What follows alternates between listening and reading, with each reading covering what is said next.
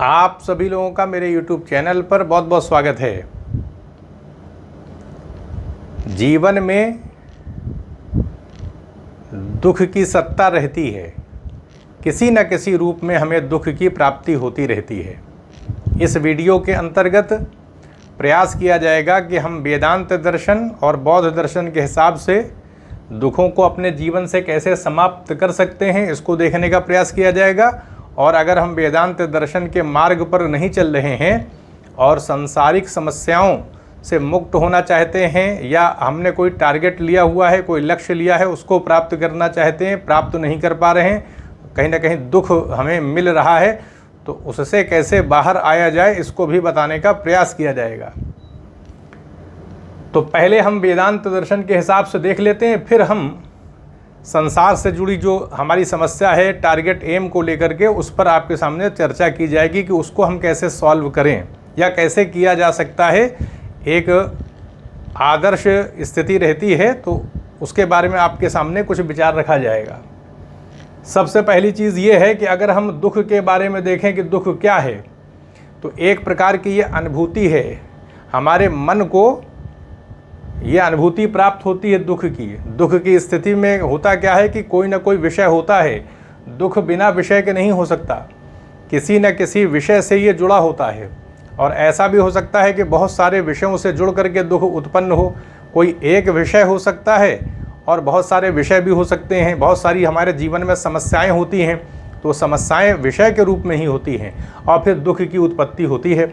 जैसे किसी के पास अगर मान लिया कि बहुत धन नहीं है, पैसे की कमी है, तो क्योंकि धन जो है हमारी कहीं ना कहीं आवश्यकताओं से जुड़ा हुआ है, भौतिक संसार से जुड़ा हुआ है, तो ऐसे में दुख होगा। कहीं ना कहीं हम अपनी इच्छाओं को जब पूरा नहीं कर पाएंगे तो मानी सी बात है कि हमें दुख की प्राप्ति होगी। तो वेदांत दर्शन कहता है, वेदांत दर्शन के हिसाब से ये बताया जाता है कि आत्मा जो होती है, यानी ब्रह्म की सत्ता को स्वीकार किया गया। अगर हम शंकराचार्य के दर्शन को देखें तो अद्वैत वेदांत के अंतर्गत एकमात्र ब्रह्म की सत्ता है, सच्चित आनंद स्वरूप सत्ता है। और हमारा जो शरीर है ये मायाजन्य है और इसमें आत्मा की सत्ता है। शरीर के अंदर आत्मा है, सूक्ष्म होती है, और आत्मा की चेतना से ही शरीर चलता है। ये शरीर तो जड़ होता है। तो इस आधार पर कहा जा सकता है कि आत्मा ही ब्रह्म है, कहा जाता है। जैसे सूर्य होता है तो एक होता है, लेकिन उसका प्रतिबिंब अलग अलग तालाबों में पड़ता है, तो अलग अलग प्रकार के सूर्य हमको तालाब के अंदर दिखाई पड़ेंगे, लेकिन सूर्य तो एक ही रहता है। उसी प्रकार से ब्रह्म की सत्ता एक ही है, लेकिन अलग अलग शरीरों के अंदर उसकी चेतना प्रकट हो जाती है, इसलिए आत्मा का नाम दे दिया जाता है, वरना आत्मा ही ब्रह्म है। तो इस आधार पर वेदांत दर्शन के हिसाब से देखा जाए तो हमारा जो ये शरीर है, इंद्रियों के साथ मन बुद्धि और इंद्रियों के साथ आत्मा की जो स्थिति है, तो हम कहीं ना कहीं अपने वास्तविक स्वरूप को भूल जाते हैं। हमारा स्वरूप, वास्तविक स्वरूप क्या है? ये शरीर तो है नहीं, ये शरीर तो भौतिक तत्वों से बना है, जड़ है, तो ये तो हमारा स्वरूप है नहीं। लेकिन जब आत्मा इस शरीर के साथ संबद्ध हो जाती है तो हम अपने इसी शरीर को अपना वास्तविक स्वरूप समझने लगते हैं। इसीलिए आप देखेंगे अद्वैत वेदांत के अंतर्गत नित्य अनित्य वस्तु विवेक की बात आती है। नित्य का मतलब क्या होता है? अपने वास्तविक स्वरूप को पहचानना। आत्मा ही नित्य है, हमेशा रहती है। ब्रह्म की सत्ता तो नित्य है, हमेशा रहने वाली सत्ता है। और शरीर क्या है? ये तो नित्य है नहीं, नष्ट हो जाता है। और संसार की जितनी वस्तुएं हैं वो भी नष्ट हो जाती हैं, तो अनित्य हो गई, यानी जो चीज़ हमेशा न रहे। तो ये नित्य और अनित्य, इसका हमें भेद नहीं पता चल पाता है। और क्यों नहीं पता चल पाता है? क्योंकि हमारे सामने एक संसार है, और बचपन से जब हम पैदा होते हैं, संसार में उत्पन्न होते हैं, एक परिवार के अंतर्गत हमारा पालन पोषण होता है, हम समाज में जीवन जीते हैं, तो एक ऐसी प्रक्रिया, स्वाभाविक प्रक्रिया चल जाती है कि हम भेद नहीं कर पाते हैं, संसार में लीन हो जाते हैं।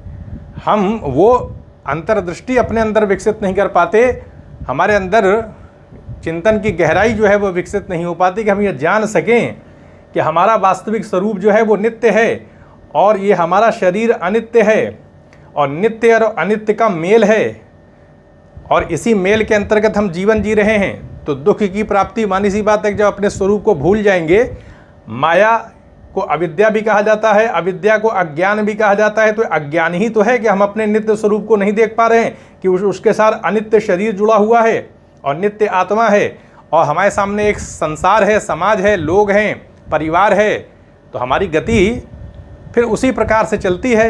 जैसे कि लोग जीवन जीते हैं वैसे ही हम भी जीते हैं।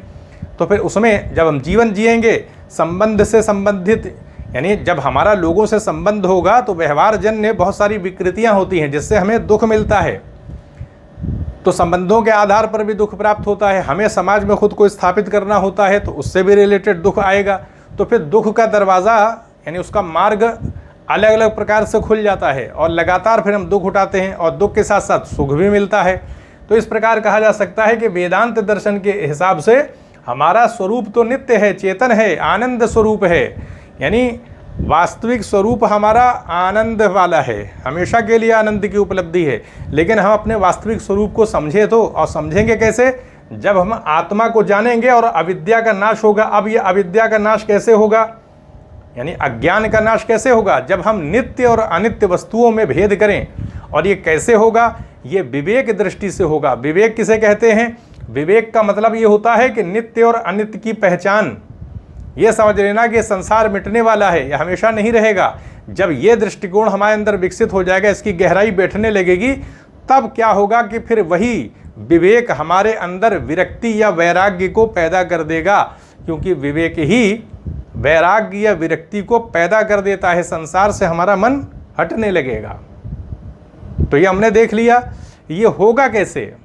ये डेवलप होता है साहित्य के अध्ययन से। वेदांत दर्शन में जो पुस्तकें हैं उसका अध्ययन करें हम। जब हम अध्ययन करेंगे तो हमें कहीं ना कहीं ज्ञान प्राप्त होगा, और जब ज्ञान प्राप्त होता है तो उसका प्रभाव मन पर पड़ता है।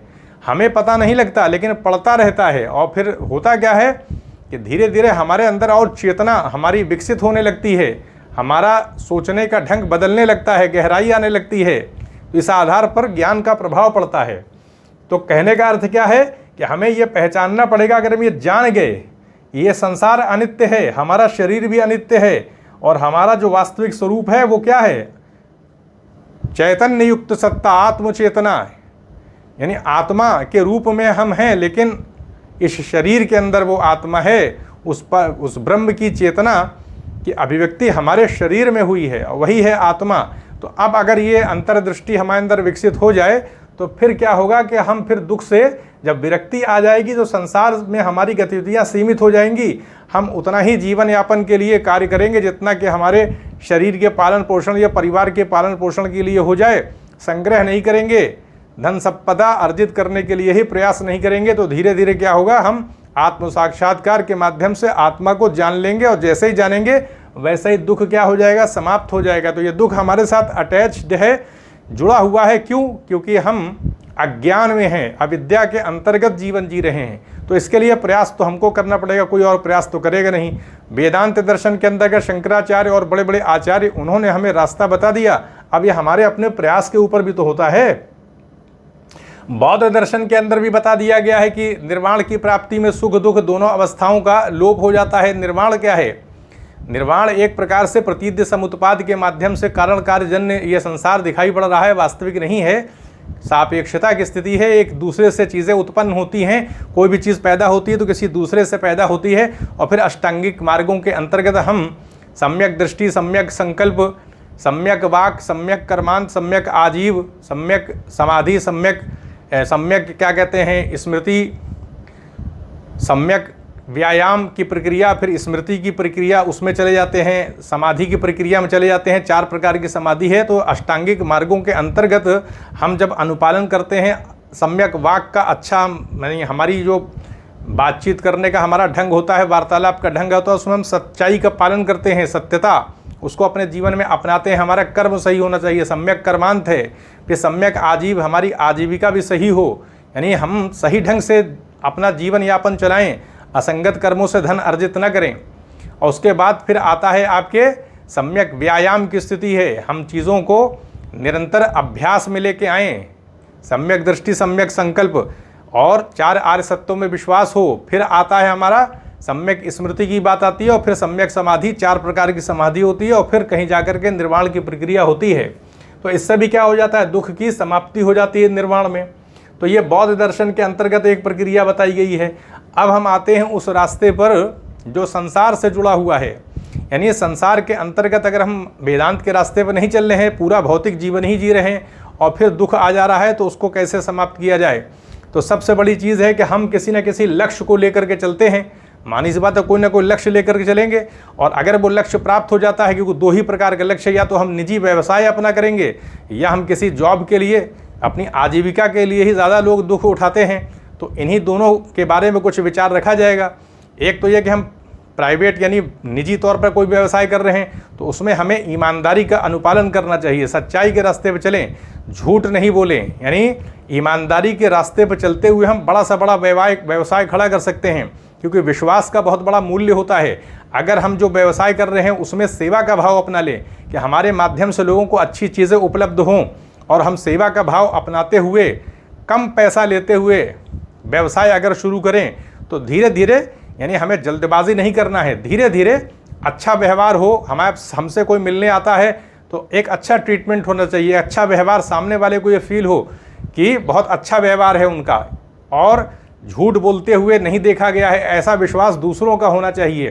तो अगर हम इस रास्ते पर चलते हैं तो हमारा व्यवसाय सही चलेगा, और हम ज़्यादा जो है कमीशन यानी ज़्यादा से ज़्यादा लाभ हो, वस्तुओं से ज़्यादा दाम रख दें, ज़्यादा लाभ अर्जित करने लगेंगे तो उससे हमारा व्यवसाय बहुत आगे नहीं बढ़ेगा। क्योंकि जब हम कम लाभ लेंगे तो ज़्यादा चीज़ों को हम बेच सकेंगे निजी व्यवसाय में। और क्वालिटी का हमेशा ध्यान रखें, और सफाई, यानी किसी भी चीज़ के अंदर सुंदरता का निवेश होना चाहिए। फिर हमारा निजी व्यवसाय कुछ समय के बाद जब विश्वास लोगों का हो जाएगा कि अच्छा काम कर दें तो हमारा व्यवसाय चलने लगेगा। चाहे हम जो व्यवसाय करें उसमें हमें स्वच्छता का ध्यान रखना है, वाणी का ध्यान रखना है, व्यवहार का ध्यान रखना है, सेवा से अपने कर्म को जोड़ देना है कि दूसरों से हमारे द्वारा लाभ मिले, इस प्रकार की मानसिकता होगी। सही व्यवहार होगा और न थकने की मानसिकता होगी, चिड़चिड़ापन ना आए, उलझन न ले, हम मेहनत करने से पीछे ना हो, तो हमारा व्यवसाय धीरे धीरे आगे बढ़ जाएगा। गुणवत्ता हमेशा आगे बढ़ाने का काम करती है। अब हम आते हैं, कोई लक्ष्य, कोई जॉब हम हासिल करना चाहते हैं, किसी चीज़ को प्राप्त करना चाहते हैं, चाहे सिविल सेवा हो, कोई भी हमने एक सेट किया हुआ कि हमको सरकारी नौकरी मिले, तो उसके लिए हमें क्वालिटी पर डेवलप मतलब फोकस करना चाहिए कि हम चाहे गणित हो, चाहे इंग्लिश हो, चाहे कोई भी विषय हो, उसमें हमारी देखें कि तीव्रता कितनी है, क्वालिटी का कितना विकास हमने किया है। क्योंकि जैसे जैसे गुणवत्ता विकसित हो जाती है वैसे वैसे आत्मविश्वास आता चला जाता है। क्वालिटी कैसे डेवलप होगी? क्वालिटी डेवलप होती है किसी चीज़ पे हम धीरे धीरे जब अभ्यास करते हैं, हमारी दिनचर्या नियमित होती है और लगातार हम परिश्रम करते हैं, और हमारे जो हृदय की जो चाहत है वो हमारे उस लक्ष्य के साथ जुड़ी हुई है। बोझ नहीं लगना चाहिए जो हमने चुना हुआ है, हमारे स्वभाव से भी हमारे लक्ष्य का कहीं तालमेल होना चाहिए। तो जब हम लगातार परिश्रम करेंगे, उसमें क्वालिटी को डेवलप करेंगे, फिर तीव्रता भी आ जाएगी, स्पीड उसमें डेवलप कर लें, तो धीरे धीरे आत्मविश्वास आएगा। जब हम सही परफॉर्म करने लगेंगे और किसी भी प्रकार की कठिनाई का अनुभव हमने अपने विषय के अंतर्गत नहीं होगा तो हमें सफलता तो मिलेगी ही। जब हमने एक परफेक्शन डेवलप कर लिया है, उसमें गुणवत्ता का विकास हो गया है, कोई भी चीज़ हमें उलझा के नहीं रखती है, किसी भी चीज़ को हम सॉल्व कर देते हैं, उसमें तेज़ी भी आ चुकी है, क्योंकि तीव्रता का भी महत्व होता है। तो गुणवत्ता और तीव्रता, इसको जब लेके चलेंगे तो ये चीज़ ऐसे डेवलप नहीं होगी, बल्कि हमको देखना पड़ेगा कि हमारी समझ कितनी है, यानी मूलभूत चीज़ों को हम कितना जानते हैं, और फिर लगातार परिश्रम करें। और जिन जिन चीज़ों की आवश्यकता हो, अगर ऑब्जेक्टिव सवाल हमको हल करने हैं तो लगातार उसका भी क्या कहें, उसको भी सॉल्व करें, लगातार परिश्रम करें उसमें। तो धीरे धीरे क्या होगा कि जब हम गहराई में उतरेंगे और अपने अंदर क्वालिटी को डेवलप कर लेंगे और स्पीड भी आ जाएगी, गहरी समझ हो जाएगी हर विषय में, कोई भी विषय हो, तो फिर निश्चित रूप से मानी सी बात है कि जब हमने गुणवत्ता का विकास कर लिया है, तीव्रता का विकास कर लिया है, तो फिर सफलता तो हमको मिलेगी ही। तो आत्मविश्वास ऐसे डेवलप नहीं होता। आत्मविश्वास हमारे मन के माध्यम से हमें प्रदान किया जाता है।